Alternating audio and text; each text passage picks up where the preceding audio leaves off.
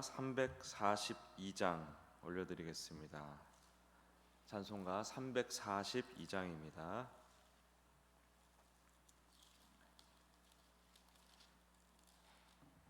찬송가 342장. 너 시험을 당해 죄짓지 말고 너 용기를 다해 곧 물리치라. 너 시험을 이겨 새 힘을 얻고 주 예수를 믿어 늘 승리하라. 우리 구주의 힘과 그의 위로를 빌라. 주님 내 편에 서서 항상 도우시리. 내 친구를 삼가 잘 선택하고 너행을 삼가 늘 조심하라. 너 열심을 다해 늘 충성하고 온 정성을 다해 주 봉사하라. 우리 구주의 힘과 그의 위로를 빌라. 주님 내 편에 서서 항상 도우시리. 잘 이기는 자는 상 받으리니 너 낙심치 말고 늘 전진하라. 내 구세주 예수 힘 주시리니 주 예수를 믿어 늘 승리하라. 우리 구주의 힘과 그의 위로를 빌라. 주님 내 편에 서서 항상 도우시리. 아멘.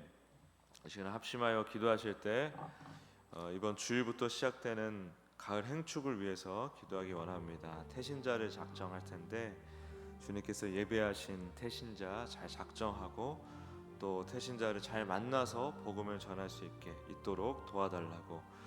또 8주 동안 진행이 됩니다. 이 8주라는 기간 동안에 하나님의 일하심을 우리가 목도하고 경험하기 원합니다. 우리의 열심을 뛰어넘는 하나님의 일하심을 경험하는 축복의 시간 되게 해주십시오. 또 가을 대신방이 시작되었습니다. 이 가을 대신방 통해 모든 성도님들이 반석교회를 통해서 드러내시는 하나님의 사랑을 경험할 수 있도록 도와달라고. 우리 주여 한번 부르짖고 기도로 나가겠습니다. 주여, 주님 감사합니다. 주님 감사합니다. 행축을 허락하여 주시고 전도의 기회를 허락하여 주시니 감사합니다. 우리가 이 시간에 먼저 복음을 정비하고 아버지 하나님, 우리가 다 완벽하게 준비돼서 전도하는 게 아니라 주기의 말씀을 듣고 또 그 복음을 붙들고 믿음으로 나아가오니 주여 이 모든 전도의 과정을 주관하여 주시고 이 과정을 통하여 하나님의 강력한 그 생명에 대한 역사를 우리가 경험할 수 있도록 도와주시옵소서. 주님, 바라크 이 복의 계승을 위하여 모든 열심을 다하시는 주님의 그 일하심을 몸소 경험하는 가을 행축이 될 수 있도록 도와주시옵소서. 아버지, 전도 대상자 작정하고 또 주께서 예배하신 그 대상자들을 만나게 하여 주십시오. 우리에게 보내주십시오. 만나게 해주십시오. 또 복음을 잘 전할 수 있게 도와주시고 아버지, 관계를 잘 만들 수 있게 도와주시고 또 이 디데이의 이 자리까지 잘 인도할 수 있도록 주님 역사하여 주시고 함께 하소서. 온 교인이 이 시간 통하여 성숙해질 수 있도록 도와주시옵소서. 가을 대신방 가운데 모든 성도님들 주님의 은혜를 경험하게 도와주십시오. 하나님의 살아계심과 하나님의 우리를 사랑하심을 경험하는 귀한 은혜의 시간 될 수 있도록 축복하여 주시옵소서. 인도하여 주시옵소서. 하나님 감사합니다. 가을 행축은 그야말로 하나님의 일하심을 경험하는 축복된 풍성한 전도의 축제가 될 수 있도록 도와주십시오. 또 가을 대신방을 통해서 하나님의 살아계심과 우리를 사랑하심을 확인하고 또 삶의 격려를 얻는 귀한 시간이 될 수 있도록 축복해 주십시오. 주께 드린 예물 가운데 함께하사 주 앞에 늘 형통하고 순조로울 수 있도록 인도해 주십시오. 감사드리며 예수님의 이름으로 기도드립니다. 아멘. 창세기 18장 22절에서 26절을 보겠습니다. 창세기 18장 22절에서 26절까지를 보겠습니다. 창세기 18장 22절 함께 읽겠습니다. 시작. 그 사람들이 거기서 떠나 소돔으로 향하여 가고 아브라함은 여호와 앞에 그대로 섰더니 아브라함이 가까이 나아가 이르되 주께서 의인을 악인과 함께 멸하려 하시나이까. 그 성 중에 의인 50명이 있을지라도 주께서 그곳을 멸하시고 그 50 의인을 위하여 용서하지 아니하시리까. 주께서 이같이 하사 의인을 악인과 함께 죽이심은 부당하오며 의인과 악인을 같이 하심도 부당하니이다. 세상을 심판하시는 이가 정의를 행하실 것이 아니니까. 여호와께서 이르시되 내가 만일 소돔 성읍 가운데에서 의인 50명을 찾으면 그들을 위하여 온 지역을 용서하리라. 아멘. 오늘 저는 이 본문을 가지고 중보의 특권이란 제목으로 말씀 증거하기 원합니다. 본문은 이렇게 시작합니다. 아브라함은 여호와 앞에 그대로 섰더니. 두 천사가 소돔으로 떠났고 아브라함은 하나님 앞에 남았습니다. 이 주석을 보니까 그 세 나그네 중에 이제 아브라함이 처음부터 알아봤던 건 아닌 것 같고, 대화하면서 한 분은 하나님이시고 주님이시고 다른 둘은 천사구나라는 것을 알게 되었을 거라는 해석들이 많더라고요. 네, 그래서 그 주류의 해석을 따라서 저도 그런 관점을 가지고 얘기를 합니다. 두 천사는 소돔으로 이제 먼저 떠났고요. 아브라함이 하나님 앞에 남았습니다. 이거를 또 어떻게 해석하는가 봤더니 아브라함이 이렇게 남은 것처럼 표현을 해놨지만 우리 성경에는 하나님이 아브라함을 기다려 주셨다라는 표현도 있더라고요. 어쨌든 하나님은 다 의도가 있지 않습니까? 소돔과 고모라에 대한 이야기도 아브라함이 물어봐서 대답해 주신 게 아니라 하나님께서 이미 작정하신 바를 그 동행하는 길에 얘기를 해주신 거죠. 하나님은 지금 아브라함에게 뭔가를 기대하고 있고 얘기하길 원하시는 그런 상황에 있는 것입니다. 히브리어 아마드라는 단어가 있는데 이게 뭐냐면 의지를 가지고 멈추어 섰다라는 거예요. 의지를 가지고 멈추어 섰다. 그리고 리프네라는 단어가 있습니다. 이거는 임재 앞에서라는 뜻이에요. 그러니까 하나님의 임재 앞에서 아브라함이 자신의 의지를 가지고 멈춰 선 거예요. 아마 하나님께서 이 모습을 보고 굉장히 기뻐하셨을 것 같습니다. 지금 아브라함은 하나님의 얼굴을 마주하는 자리, 이곳이 어디냐면 바로 중보의 자리입니다. 중보의 자리. 하나님께서 아브라함을 하나님의 임재 안으로 불러 세우셨고 또 아브라함은 그 부르심에 응답했습니다. 이게 중보의 시작이라는 거예요. 아브라함이 간구합니다. 주께서 의인을 악인과 함께 멸하시려 하시나이까. 이 기도는 하나님의 성품에 대한 신뢰에서 비롯된 담대한 간구죠. 25절에 보면 세상을 심판하시는 이가 정의를 행하셔야 마땅합니다. 아니 그 갈대 우르나 하란이나 애굽에서 아내를 팔았던 그런 시절들을 생각하면 제법 기특하죠. 대견한 모습이죠. 우리야 이제 이삭을 바쳤던 그 아브라함, 이미 이제 그 천국에서 아버지 하나님과 함께하고 있는 아브라함의 친구고 형제지만은 이 시절의 아브라함을 한번 쭉 지나온 여정들을 돌이켜 봤을 때 이 지점에서 아브라함이 얼마나 대견합니까? 그전에는 아무것도 몰랐잖아요. 하나님이 누구신 줄도 모르고 하나님이 뭘 해도 잘 못 알아듣고 엉뚱한 짓 계속하고 그랬었는데 이제는 하나님이 이런 분 아닙니까? 라고 뭘 안다고 또 그새 또 배웠다고 이렇게 담대하게 자신감 있게 하나님의 성품에 대해서 얘기를 한다 이거예요. 여기서 세상을 심판하시는 이가 정의를 행하셔야 마땅합니다 라고 말을 하는데, 이 정의의 원어가 미슈파트라고 합니다. 미슈파트. 이 미슈파트가 뭐냐면 깨어진 관계를 다시 회복시키는 걸 얘기를 하는 거예요. 그러니까 불의에 의해서 깨어진 관계를 공의로 다시 회복시키는 거, 이게 미슈파트입니다. 사실 이 공의를 미슈파트라고 하는 거예요. 이 아브라함이 담대하게 이렇게 얘기할 수 있는 이유는 아브라함의 탁월함이 아니라고 말씀드렸죠. 정말 수도 없이 말씀드렸습니다. 믿음이라는 것은 우리의 것이 아닙니다. 우리로부터 나온 것이 아닙니다. 우리가 생산하거나 임의로 자라게 할 수 있는 게 아니에요. 하나님께서 일방적으로 찾아오시고 붙드시고 가르치시고 인도하시면서 아브라함이 그렇게 자라날 수 있었던 것입니다. 그런 하나님의 교육이 없었다면, 그 하나님께서 우리를 바르게 하고 또 옳은 길을 따르게 하고, 그 모든 것이 바로 하나님을 가르쳤다는 뜻이거든요. 하나님께서 하나님을 가르쳐 주신 그 은혜가 없었다면 아브라함이 어떻게 하나님이 이런 분이시란 걸 알고, 또 그 가운데서 하나님의 어떤 그런 특성, 성품만 알았을 뿐 아니라 하나님과 관계도 굉장히 친밀해졌던 것 같아요. 우리 가족 관계를 한번 생각해 보면은 아무리 서로 뜻이 안 맞고 속을 썩이는 가족 관계를 할지라도 그 관계에서만 나눌 수 있는 대화가 있습니다. 그 관계에서만 나눌 수 있는 대화가 있어요. 그게 뭐냐면 가족이라는 그 신뢰 관계 안에서 나눌 수 있는 대화인 거죠. 예, 그 하나님과 특별한 관계, 어느덧 친밀한 관계로 들어선 아브라함이 이제는 하나님한테 이 정도 얘기해도 하나님이 내가 드리는 말씀을 들어주시겠지 하는 그런 믿음이 생긴 것 같아요. 그런 신뢰가 생긴 것 같아요. 이 모든 아브라함의 변화가 하나님의 열심에 의해서, 하나님의 노력에 의해서 맺혀진 열매들이라는 것입니다.